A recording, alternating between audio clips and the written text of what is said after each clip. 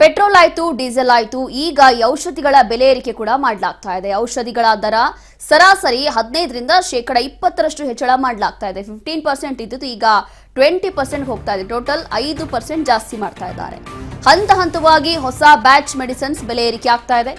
BP, sugar, ದಿನಬಳಕೆಯ ಔಷಧಿಗಳ ಬೆಲೆ ಈಗ ದುಬಾರಿ ಮಾಡಲಾಗ್ತಾ ಇದೆ. ಮಾತ್ರೆಗಳ ಫೈಲ್ಸ್ ತಯಾರಿಕೆಗೆ ಪೆಟ್ರೋಕೆಮಿಕಲ್ಸ್ ಬಹಳ ಅಗತ್ಯ ಆಗಿರುತ್ತೆ. ಈ ಹಿನ್ನೆಲೆ ಈಗ ಯುದ್ಧದ ಎಫೆಕ್ಟು ಎಲ್ಲವೂ ಕೂಡ ಸ್ಥಗಿತ ಆಗಿರುವಂಥದ್ದು, ಬಹಳಷ್ಟು ಸಮಸ್ಯೆ ಆಗ್ತಾ ಇದೆ, ಇಕ್ಕಟ್ಟಾಗ್ತಾ ಇದೆ. ಈ ನಡುವೆ ಈಗ ಔಷಧಿಗಳ ದರ ಏರಿಕೆ ಮಾಡಲಾಗ್ತಾ ಇದೆ. 15% ಇದ್ದಿದ್ದು 20% ಮಾಡ್ತಾ ಇದ್ದಾರೆ. ಹಾಗಾಗಿ ಹಂತ ಹಂತವಾಗಿ ಹೊಸ ಬ್ಯಾಚ್ ಮೆಡಿಸಿನ್ಸ್ ಏನು ತಯಾರಾಗ್ತಾ ಇದೆಯಲ್ಲ ಅದರಲ್ಲಿ ಬೆಲೆ ಏರಿಕೆ ಆಗುತ್ತೆ. ದಿನಬಳಕೆ ವಸ್ತುಗಳು ಅದರಲ್ಲೂ ಈಗ ಔಷಧಿಗಳ ದರ ಏರಿಕೆ ಆಗ್ತಾ ಇರುವಂಥದ್ದು 5% ದಿಢೀರಾಗಿ ಜಾಸ್ತಿ ಮಾಡಿದ್ದಾರೆ.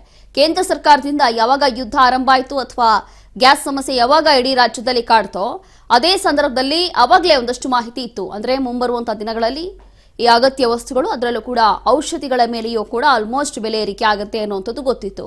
ಅಂದ ಹಾಗೆ ಇದೀಗ ಮತ್ತೊಮ್ಮೆ ಅದೇ ಆಗ್ತಾ ಇದೆ. ಔಷಧಿಗಳ ದರ ಸರಾಸರಿ 15% 20%ಗೆ ಹೋಗಿದೆ. ಅದರಲ್ಲೂ ಕೂಡ ಈಗ ಹೊಸ ಬ್ಯಾಚ್ ಮೆಡಿಸಿನ್ಸ್ ಏನು ತಯಾರಾಗಿ ಬರ್ತಾ ಇದೆಯೋ ಅದರಲ್ಲಿ ಆಲ್ಮೋಸ್ಟ್ 5% ಬೆಲೆ ಏರಿಕೆ ಮಾಡಲಾಗ್ತಾ ಇದೆ. ಇದು ಕೇಂದ್ರ ಸರ್ಕಾರದಿಂದ ಆಗ್ತಾ ಇರುವಂತಹ ಬೆಲೆ ಏರಿಕೆಗಳು.